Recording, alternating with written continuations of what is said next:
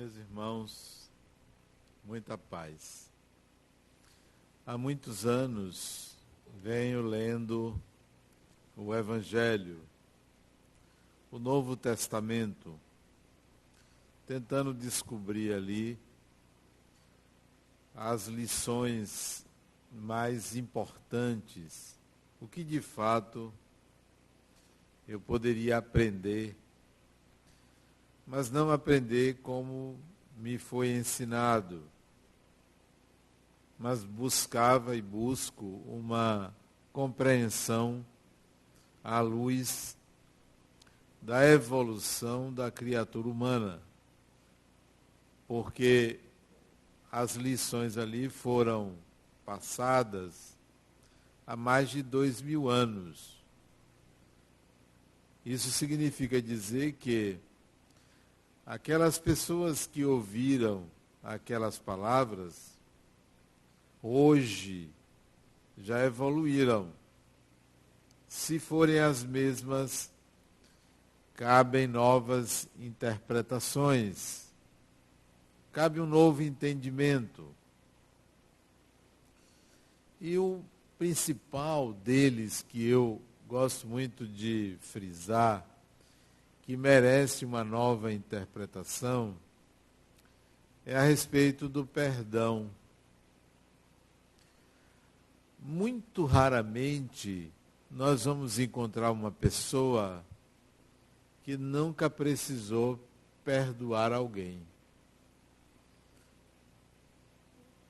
Aliás, eu nunca encontrei uma pessoa que nunca precisou perdoar alguém quando se sentiu agredida.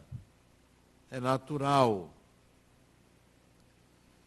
E a questão que eu levanto é: o que é o perdoar? O que é de fato perdoar uma pessoa? Será que as interpretações sobre o que é perdoar cabem para hoje? Perdoar é esquecer? Perdoar é você ser agredido e instantaneamente não ter nenhuma raiva, nem querer revidar? Isso é perdoar? Eu aprendi que perdoar é esquecer e tratar o outro completamente diferente da maneira como o outro nos tratou. Mas hoje eu pergunto a vocês: isto é possível? Eu afirmo que comigo não é possível. Não sei com vocês. Se uma pessoa me agride, eu não consigo esquecer. Hoje já nem tento. Porque a nossa memória, ela grava. E tudo aquilo que provoca uma emoção, grava profundamente a gente. Se você lê uma frase que diz assim: o cavalo preto correu contra a multidão. Daqui a alguns dias, você vai esquecer que leu isso.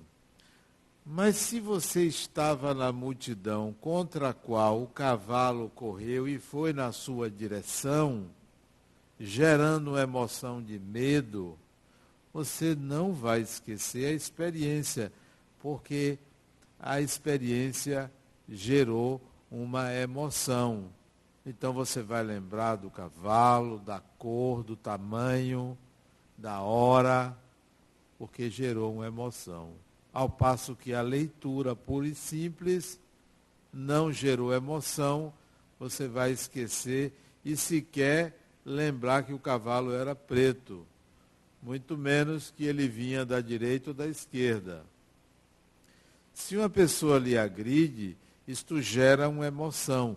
Então você não vai esquecer porque gerou uma emoção. Então, perdoar não é esquecer. Você vai lembrar do episódio, você vai lembrar da agressão, vai julgar, tenho ou não tenho razão. E é natural quando uma pessoa é agredida que ela julgue o outro como sendo o algoz, o vilão, o errado, o acusador, o inconsequente, e se julgue a vítima. Isto é natural, porque nós comparamos os atos alheios aos que supostamente teríamos. Então tendemos a acusar o outro, a julgar o outro de uma forma depreciativa, muito mais se houve uma agressão. Então, o desejo, o ato de julgar é imediato. Não é possível não julgar. Ato contínuo a uma agressão, ocorre um desejo de fazer justiça. É injusto. E você imagina como corrigir aquilo. E você deseja que a pessoa pague pelo erro que está cometendo, pela injustiça. O nome disso é revide, mesmo que não seja para destruir a pessoa ou prejudicar a pessoa, você quer o restabelecimento da justiça, do equilíbrio desfeito. Toda agressão gera uma emoção e, na grande maioria das agressões, gera raiva. O que é a raiva? Raiva é uma emoção instintiva. Portanto, não é algo que você diz assim, eu quero ter raiva. Você tem ou você não tem. Emoção é algo instintivo, inconsciente, produz raiva. E a produção de raiva provoca no organismo a injeção de uma substância chamada adrenalina. A suprarrenal produz, joga na corrente sanguínea, porque o organismo se prepara para uma reação. Então, você vai ter raiva e vai atribuir à pessoa. Diante desse processo, a pergunta é: perdoar é esquecer? Não, porque estão envolvidos processos mentais e físicos no ato de uma agressão. Nada disso foi considerado quando os antigos interpretaram o Evangelho dizendo que a gente deve esquecer o ato. Porque naquela época não se analisavam os processos mentais. Não existia psicologia. Não existia a ideia de uma mente. Existia a ideia de um corpo e de uma alma, mas não de um corpo, de uma mente e do espírito. E a modernidade, de 200 anos, não, 120 anos para cá, a mente humana está sendo mapeada. Então, existem processos mentais. E a questão é, então, o que fazer diante de uma agressão e como considerar o perdão? Como considerar o perdão? Bom, então se uma pessoa me agride, eu vou entender que eu vou ter raiva. Eu vou aceitar a emoção. Eu vou compreender que ela é legítima. Ela não é ilegítima. Eu hoje de manhã caminhei com um amigo meu. 3 vezes por semana eu caminho 8 quilômetros. E ele veio conversando comigo, dizendo: Adenauer, eu não entendo por que eu estou com um problema com uma pessoa que antes era minha amiga, nós estamos brigando, e basta eu vê-lo que me sobe uma coisa dentro de mim, eu tenho tanta raiva que dá vontade de bater nele. E eu não consigo evitar isso. Isso, a partir de hoje, você vai legitimar que você é um ser humano. É normal ter isto. É normal. Aceite você ter raiva. Não adianta você querer eliminar a raiva. Ela é real, ela é automática. A questão é o que fazer com ela? O que fazer? Então, foi agredido? Se aparecer a raiva, fique tranquilo. Eu estou com raiva. Eu tenho raiva de fulano ou de fulana. O que é que eu faço? Legitimar a raiva é o início do perdão.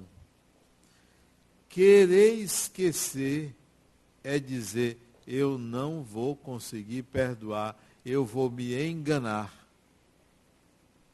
Então, primeiro passo, legitime a raiva. Legitimou, estou com raiva de fulano. Segundo passo, para o perdão. Quais as razões de fulano?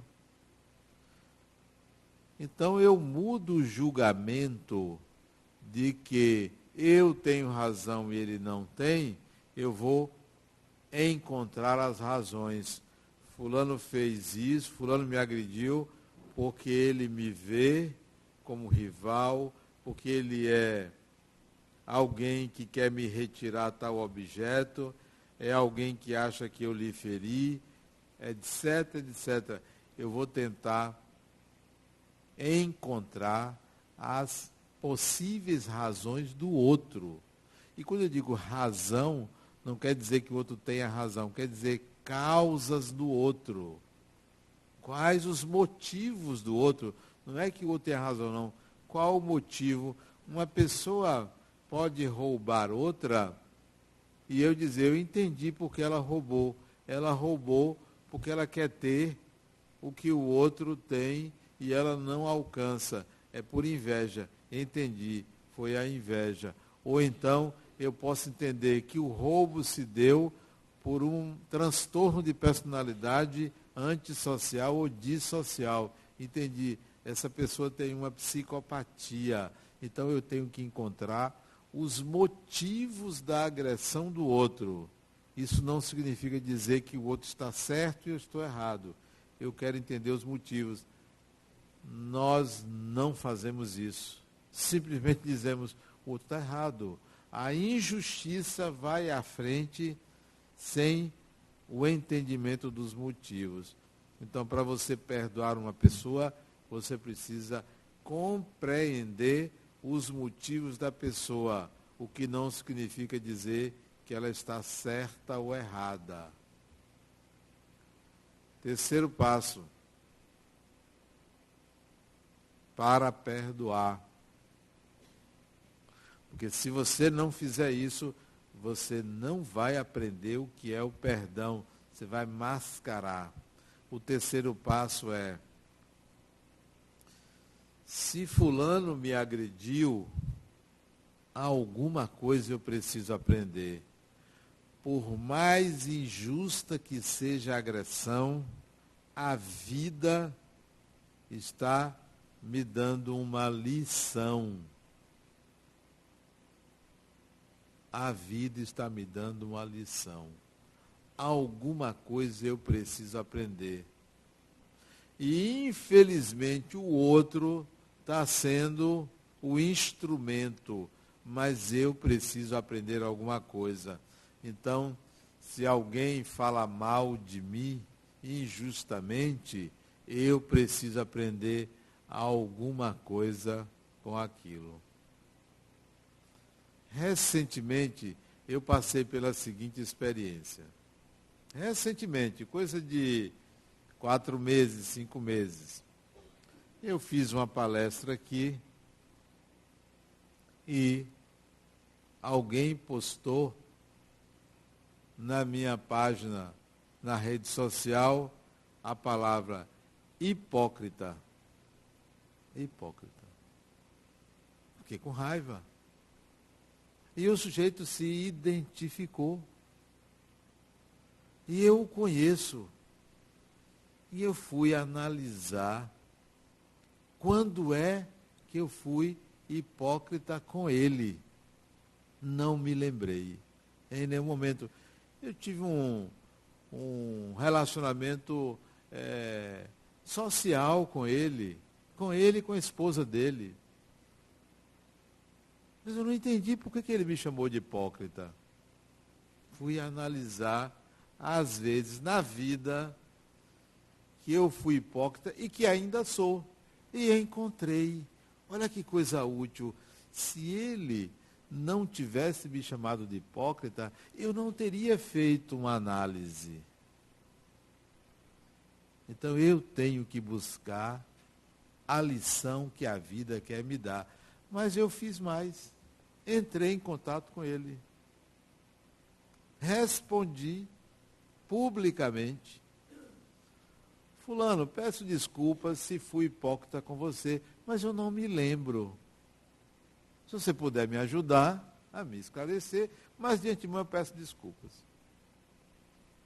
Ele não respondeu. Eu encontrei, 2 meses depois, a esposa dele. E ela me explicou por que ele me acha hipócrita. Eles se separaram. Tem muito tempo. Ela me disse, Adenauer, ele se tornou alcoolista. E ele culpa você por você não ter curado ele.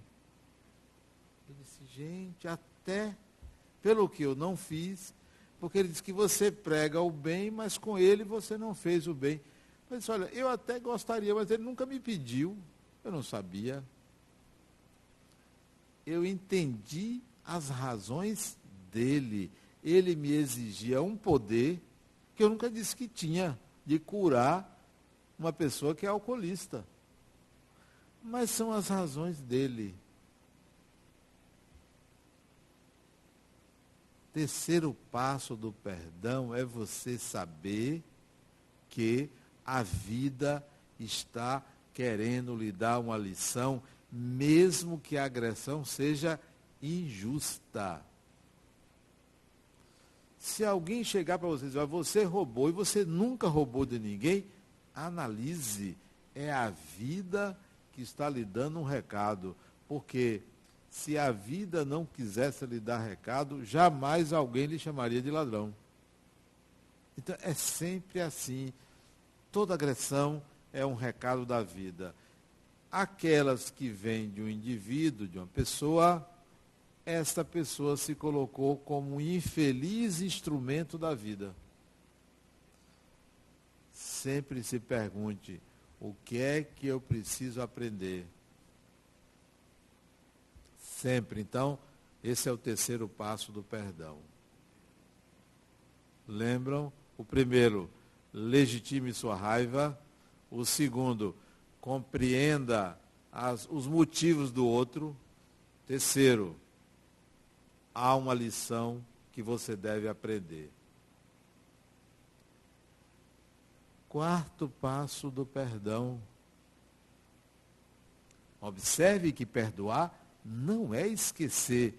Veja as etapas que eu estou colocando. Quarto passo, eu preciso dar uma lição no meu agressor. Que tal? Vocês vão pensar, isso é vingança. Olha a minha fala. Eu preciso dar uma lição no agressor. Imagine você que uma pessoa lhe bate, dá um tapa. Você não vai fazer nada. Você vai dizer, vai bater do outro lado. O que ele vai pensar? Que isso é legítimo, bater numa pessoa. Que você concorda. Você está sendo agredido e está se calando. Ora, se uma pessoa lhe bater, vá à justiça. Denuncie.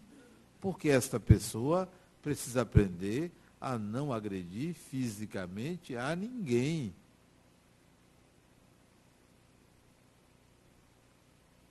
A omissão, às vezes, é pior do que fazer errado.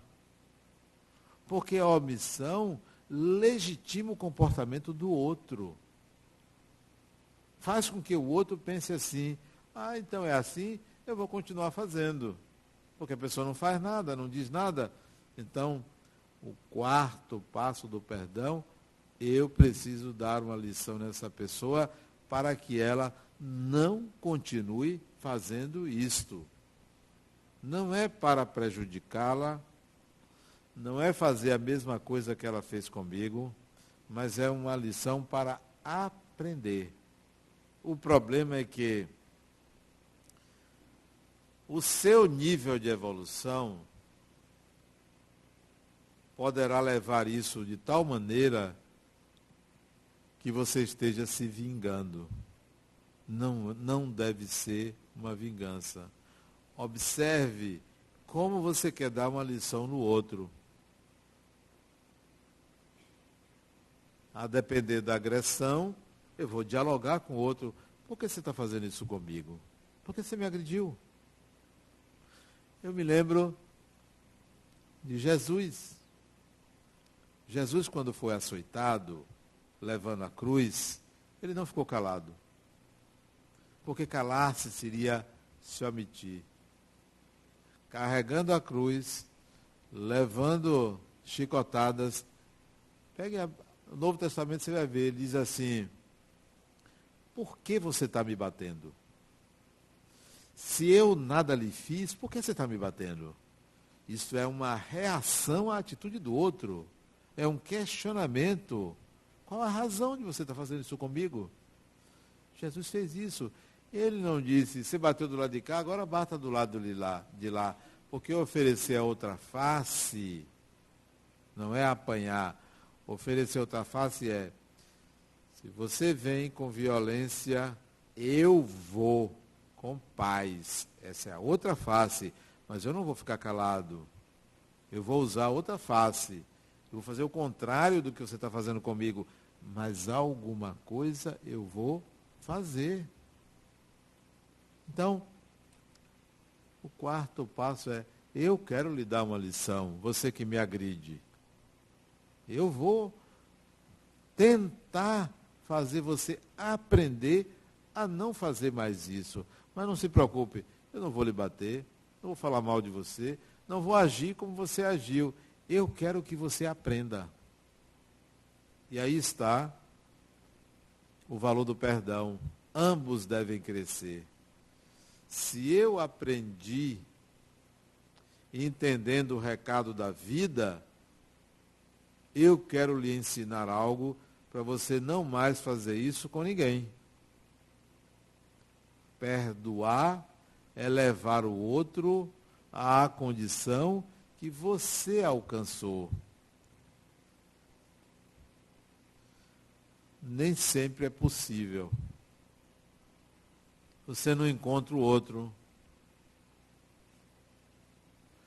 Ou já desencarnou, ou não quer lhe ver, mora em outra cidade, você tem dificuldade de estar na presença da pessoa, você não sabe como abordar.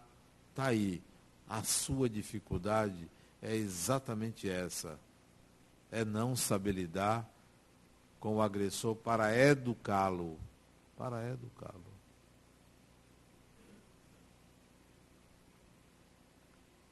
Se você conseguir isto, você perdoou. Que é você crescer e o outro crescer, porque o outro aprendeu. Eu já vivi várias experiências que eu pude colocar isso em prova. De agressões, não que seja exemplo de nada, mas eu gosto muito de testar aquilo que eu estou aprendendo, né? Eu vou testar isso. Eu vou falar com a pessoa que está com vergonha porque me agrediu. Porque também tem isso. A pessoa sabe que fez errado e já não quer encontrar você porque tem vergonha. Esse aí é que é bom, porque você deve procurar a pessoa. Vem cá falando, o que é que houve? Por que você fez aquilo comigo? Uma vez uma pessoa falou mal de mim, é fácil falar mal de uma pessoa pública. É fácil, facílimo. Porque a pessoa pública é Deus e demônio simultaneamente, né? Se você não gosta, você projeta o seu lado ruim. Se você gosta, você projeta o seu lado bom. Mas isso não é a pessoa, né? Não sou eu sei que é projeção do outro. Então, uma vez, você falou mal de mim, ele era engenheiro na época. Aí eu procurei ele, rapaz, eu soube que você publicamente falou de mim. Eu não entendi. Você disse que eu fiz isso e aquilo, e eu nunca fiz. Disse, Adenauer, você era meu chefe. E chefe a gente tem que falar mal. Eu mereço. Até isso eu mereço. Mas fulano, você está falando coisas que atingem a minha imagem. E eu nunca fiz isso. Disse, não, vai desculpando. Mas eu fui procurar ele. Então, não faça isso.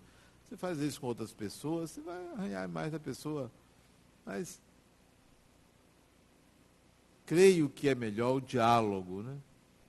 Porque a raiva já tinha passado, eu já tinha entendido a lição da vida. Né?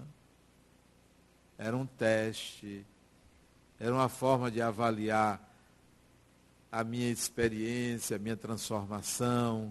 Eu tinha entendido, então já não tinha raiva dele. Eu queria educá-lo. Eu disse, não faça mais isso não é bom para você. Você que sai perdendo, porque as pessoas vieram me falar de você. Falar da sua forma equivocada de falar de uma pessoa que todo mundo conhece. Então fica mal para você, é ruim para você. Não faça mais isso. Acho que ele não fez mais. Você precisa educar o outro. Não deixe para lá. Na medida do possível, vá adiante. A pessoa desencarnou. Uma vez uma criatura veio aqui que ela tinha raiva do pai. O pai já tinha desencarnado. O pai desencarnou, tinha acho que uns 3 ou 4 anos, e ela ainda tinha raiva dele. Porque ele foi ruim para ela, não me lembro exatamente o que é que ele fez contra ela. E ela não conseguia perdoá-lo, ele já tinha desencarnado. Eu disse, é simples, converse com ele. Mas como eu vou conversar? Converse com ele. Hoje, chega em casa. Você mora com quem? Eu e meu marido. Peça ao seu marido para sair do quarto. Que você vai conversar com seu pai. Bote uma cadeira do lado da cama e chame seu pai. Lembra do nome dele? Claro que eu lembro. Lembra da fisionomia? Lembra. Chame ele. Chamou? Bote tudo para fora. Você tem vontade de fazer o que com ele? Xingar ele. Xingue. Mas ele está morto. Não, está vivinho. A vida continua. Engana o seu pensar. Mas e se ele ficar zangado? E daí? E daí? Deixa ele ficar zangado. Bote tudo para fora. Trate os espíritos como você trata as pessoas. Você não está com raiva? Bote sua raiva para fora. Faça isso no primeiro dia. No segundo dia, bote a cadeira no quarto, chame ele de novo e agradeça a ele por tudo de bom que ele fez a você. Primeiro dia, você bota para fora o lado ruim dele. Segundo dia você agradece por tudo que ele fez. Terceiro dia, chama ele de novo. Chama ele de novo, meu pai, ó, fizemos as pazes, né? Você já disse tudo que eu queria dizer. Já agradeci pelo que você fez por mim. Agora eu quero me despedir de você. Espero que você aprenda a não tratar uma filha como você tratou naquele episódio. Lembra? Mas também eu sou grato a você, porque você me ajudou nisso, me ajudou naquilo. Então eu quero ficar quites com você. Obrigado. Até logo. Faça isso. Isso é o perdão. O perdão não é o esquecimento, é a ressignificação da experiência, onde você descobre que você tinha alguma coisa a aprender naquela experiência, mesmo se colocando como vítima.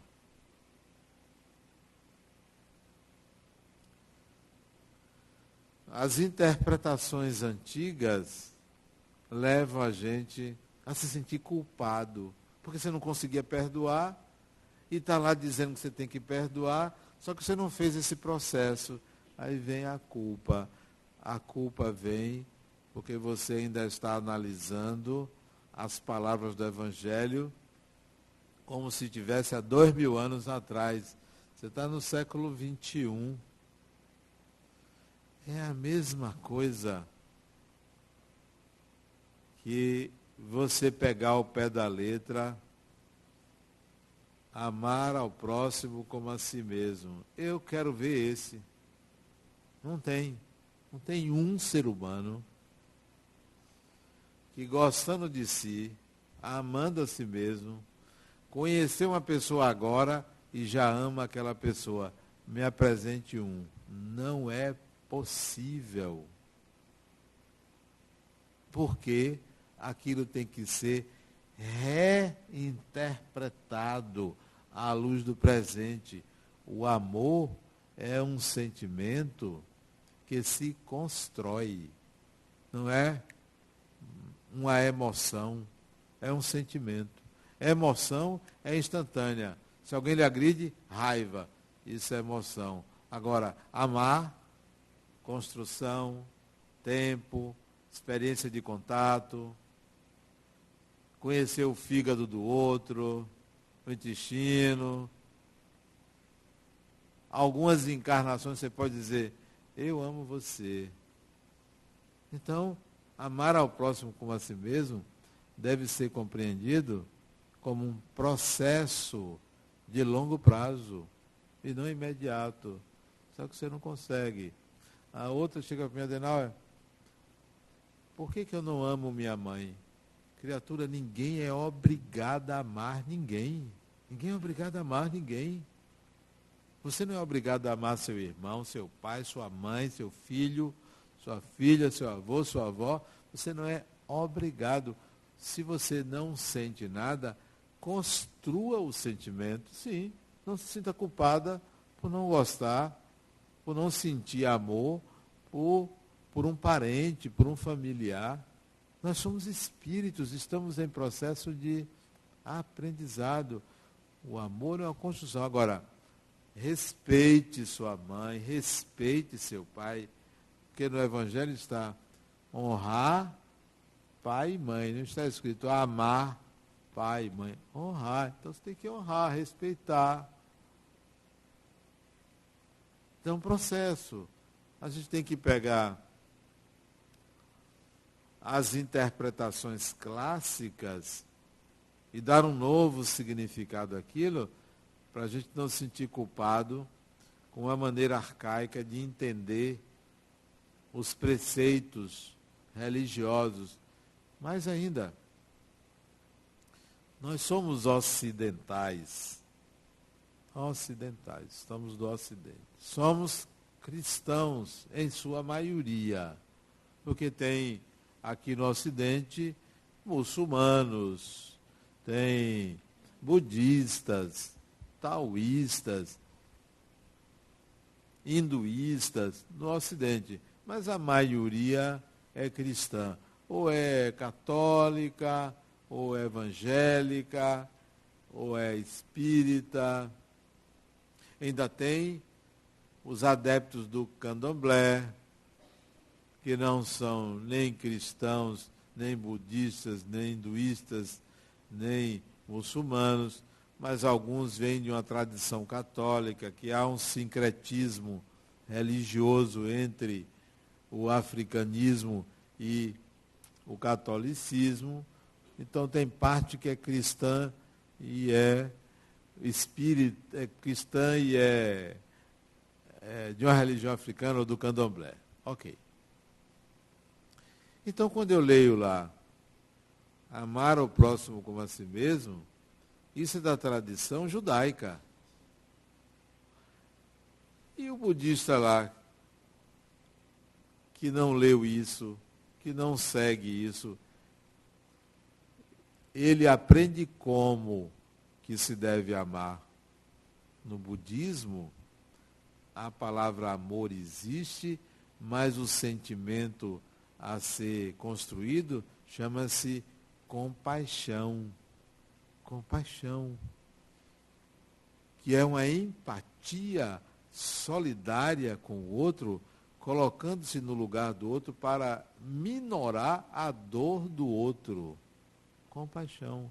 Então, ele não aprende que se deve amar o próximo com a si mesmo, porque isso é um preceito judaico-cristão, mas ele aprende algo tão importante quanto, chamado compaixão.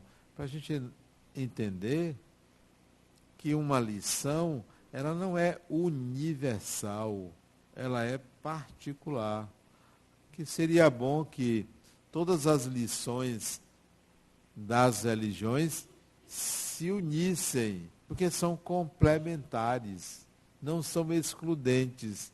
E se uma pessoa reencarna sempre numa tradição religiosa, isso é um viés. Seria bom se a gente reencarnasse uma vez na Índia, na China,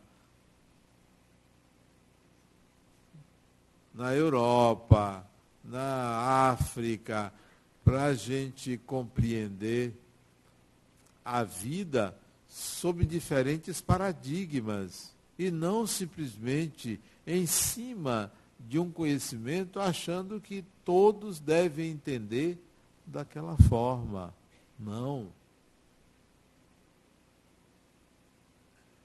A diversidade é a única unidade que existe. A diversidade. Algumas vezes eu fui em Barcelona e vi as obras de Gaudí. Vocês ouviram falar de Gaudí? Espanha? Estive lá no museu de Gaudí, na casa onde ele morou, e no Parque Güell, que tem as estruturas, os pilares que ele projetou, ele era arquiteto. E fui lá na Catedral da Sagrada Família, não entrei, mas vi do lado de fora, e eu vi uma mente diferente, porque projetou de uma forma que eu nunca imaginei que um arquiteto pudesse projetar daquela maneira. Fui uma vez no Museu Reina Sofia, em Madrid, ver a famosa obra de Picasso, Guernica, que é uma pintura completamente diferente, o cubismo, né? Diferente daquela pintura clássica, né? Romântica. Tudo isso para dizer a vocês que a mente humana representa a diversidade do Criador. E nós pensamos que somos uma unidade.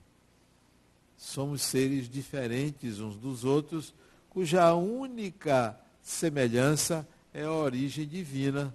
Mas a partir dali, vêm as grandes diferenças e a gente tenta encontrar elementos comuns. Mas quando a gente tenta encontrar elementos comuns, a gente anula a singularidade da pessoa, a singularidade do ser humano. Então, cada pessoa é uma unidade diferente. Tudo isso gerado pelo Criador. Pensando assim, a gente vai respeitar mais aquilo que a gente não compreende, aquilo que a gente não aceita no outro, porque nós queremos a unidade. Achamos que todas as pessoas devem ser iguais. Nós não somos iguais, nós somos diferentes, agora merecemos o mesmo tratamento, o mesmo respeito, mas somos seres diferentes. Isso poderia facilitar a convivência.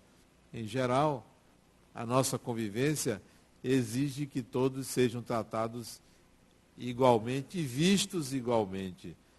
Nós não estamos acostumados à diversidade, a entender que as pessoas são diferentes, se comportam de forma diferente e são tolhidas por uma exigência absurda de igualdade, improvável que seja real. Os pequenos deslizes, as pequenas transgressões, as incompreensões de uma pessoa, a gente deve entender que tudo isto é natural, mas a gente supervaloriza a transgressão, a mínima transgressão. A mínima imoralidade a gente não aceita, condena, critica, quer destruir, quando existem aspectos muito mais importantes a serem trabalhados na nossa personalidade do que se incomodar com a inconformidade de uma pessoa. Aquilo que não é conforme, aquilo que não é igual, a gente está sempre tentando limitar o ser humano a um padrão improvável que aconteça. Aí a gente não perdoa o comportamento do outro. Não aceita, se afasta, fala mal, diminui. Uma vez uma pessoa me procurou se sentindo culpada porque ela fez um aborto. E ela se tornou espírita. Já devia ter quase 40 anos e o aborto foi feito lá pelos 19, 20 anos de idade. E ela se sentia culpada. Adenauer, eu não trouxe uma vida, um espírito que ia reencarnar. Até hoje eu rezo pelo filho que eu não tive. Eu disse, criatura, você está perdendo o seu tempo. O que você fez? Eu disse, eu fiz um aborto. Eu disse, não, isso não é o problema. O que você fez é o que você é. Você precisa fazer melhor. Sabe o que você é? Ao fazer o aborto, é simplesmente uma pessoa que não valoriza a vida. Que tal você passar a valorizar a vida? Ela disse, mas eu tive filhos depois. Eu disse, não, a questão não é... Ter filhos não significa valorizar a vida. Sabe o que é valorizar a vida? É não tirar a esperança de ninguém. Seja uma pessoa que dê esperança aos outros de viver. É assim que você aprende. O seu ato é um ato de lesa vida.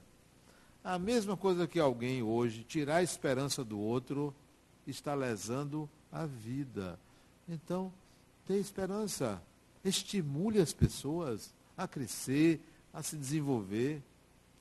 Dê vida ao outro. Não é simplesmente gerar um corpo. Nem sempre gerar um corpo é estimular a viver. É apenas ser receptáculo físico para que alguém reencarne. Então, dê esperança. São essas mínimas experiências ou percepções ou interpretações que tira peso da nossa consciência. Domingo passado eu fui a um aniversário e tem um jovem de 30 anos que eu conheço há muito tempo. Ele sempre foi muito agitado, né? Muito vaidoso. E nesse dia ele estava quieto, conversando. Sabe aquela pessoa mais madura? Eu publicamente disse, gente, houve alguma coisa com fulano. Ele está ótimo. Isso eu dizendo para ele, para todo mundo, família, né? Aconteceu alguma coisa com fulano, com você. Você está uma pessoa ótima. Ele deu uma risadazinha, eu disse, já sei. É capaz de ter mudado de namorada. E foi. A nova namorada dele está levando ele na corda curta. O rapaz mudou. Está pianinho, né? Cerveja, mudou. E eu disse, você está muito melhor assim. A namorada dele não tinha chegado ainda para o aniversário. Eu disse, eu quero conhecê-la.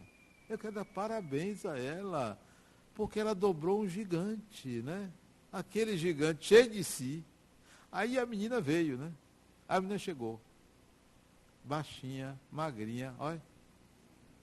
Cuidado, né? Baixinha, magrinha, só falta ser sergipana. Mudou aquele gigante, rapaz, você vê.